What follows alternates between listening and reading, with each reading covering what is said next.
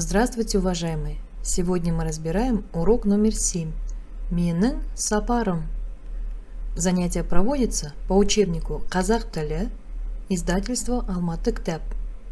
4 класс, книга 1, раздел 1, страницы с 18 по 19. На сегодняшнем занятии мы должны научиться объяснять, что предметов несколько. Новые слова сегодняшнего урока. Жаңа сөздер. Бұрылыс – поворот, қиылыс – перекресток, пересечение, киіз үй – юрта, малшы – пастух, скотовод. Задание первое. Существительное в единственном числе нужно превратить существительное во множественном числе. Какие результаты мы должны получить?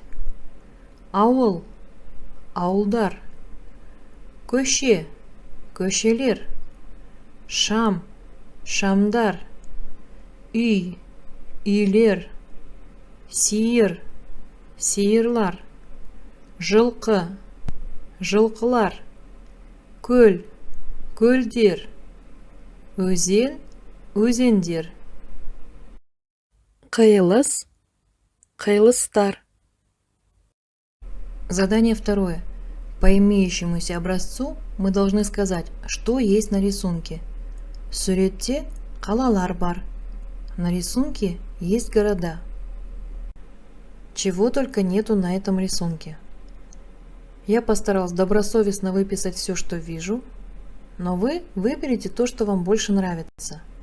И обратите внимание на выделенный фиолетовым перевод на русский язык. Суретте қалалар бар. Суретте ауылдар бар. Суретте көшелер бар. Суретте бұрылыстар бар. Суретте қиылыстар бар. Суретте көпірлер бар. Суретте ормандар бар. Суретте ағаштар бар. Суретте көліктер бар. Суретте өзендер бар. Суретте көлдер бар. Суретте таулар бар. Суретте үйлер бар. Суретте киіз үйлер бар. Суретте адамдар бар. Суретте қойлар бар. Суретте ешкілер бар. Задание третье. Здесь уже, глядя на картинку, нужно дать ответы на вопросы. Көпірлерде көліктер бар ма? Жоқ. Көпірлерде көліктер жоқ. Жолда бұрылыстар көп пе? Иә, жолда бұрылыстар көп. Қиылыстарда көлік кездесті ме? Иә, қиылыстарда көлік кездесті. Далада мал жүр ме? Иә, далада мал жүр. Өзендерде балық бар ма? Иә, өзендерде балық бар. Есть ли транспорт на мосту? Нет, ответили мы. Есть ли повороты на дороге? Да, ответили мы. Встретился ли транспорт на перекрестках? Да, ответили мы. В поле скот ходит?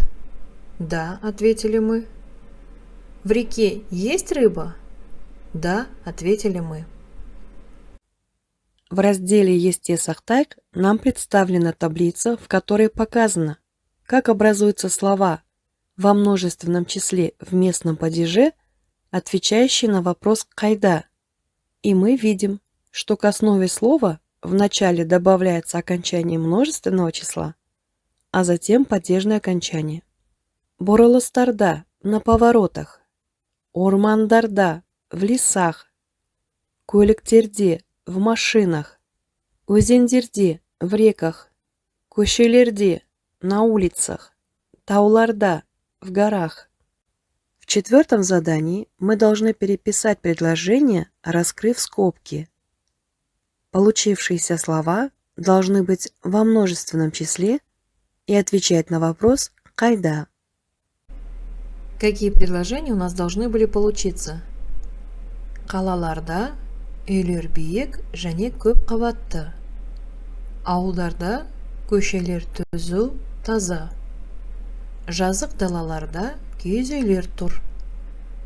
Көшелерде адам көп. Ағаштарда құстар қонып отыр. Киіз үйлерде малшылар тұрады. Задание 5. Прочитайте текст, а затем прослушайте аудиотекст. Вместо многоточий нужно вписать правильные слова. 7-ші сабақ. Менің сапарым. 5-ші тапсырма. Мәтінді тыңда және оқы. Бос орынға сөздерді қой. Сапарда. Қазақстан өте үлкен. Мен көптеген қала, ауылдарда болдым. Қалаларда көшелер кең, түнде жарық. Көшелерде адамдар көп жүреді. Мен 3 ауылда болдым. Ауылдар маған ұнады. Бұл жерлерде мал бағады, бақша өсіреді. Бақшаларда түрлі жемістер бар. Қазақстанда өзен мен көлдер де көп. Өзен көлдерден адамдар балық аулайды. Өзендерде балық өте көп.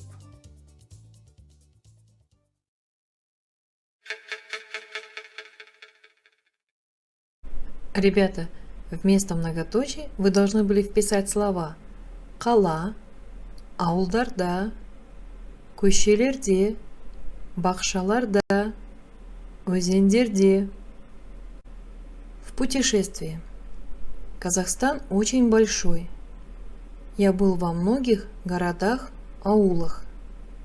В городах улицы широкие. Ночью светло. На улицах люди много гуляют. Я был в 3 аулах. Аулы мне понравились. В этих местах пасут скот, выращивают сады. В садах есть разные фрукты. В Казахстане рек и озер тоже много. В реках-озерах люди ловят рыбу. В реках рыбы очень много. Задание 6. По прослушанному тексту вы должны задать вопросы своим соседям по парте. Образец. Казахстандағы қалаларда не бар? Что есть в казахстанских городах? Казахстандағы ормандарда қандай аңдар кездеседі? В казахстанских лесах какие встречаются животные? Мы можем задать, например, такие вопросы. Казахстандағы қалаларда не бар? Что есть в городах Казахстана? С нас требуют только вопросы, но на всякий случай давайте дадим и ответ. Казахстандағы қалаларда кең көшелер бар. Казахстандағы ауылдарда не істейді? Что делают в казахстанских аулах? Казахстандағы ауылдарда мал бағады, бақша өсіреді. Бақшаларда не бар? Что есть в садах? Бақшаларда түрлі жемістер бар. Казахстанда өзен мен көлдер бар ма? В Казахстане есть реки и озера? Я, Қазақстанда өзен мен көлдер бар. Өзен көлдерден адамдар нені аулайды?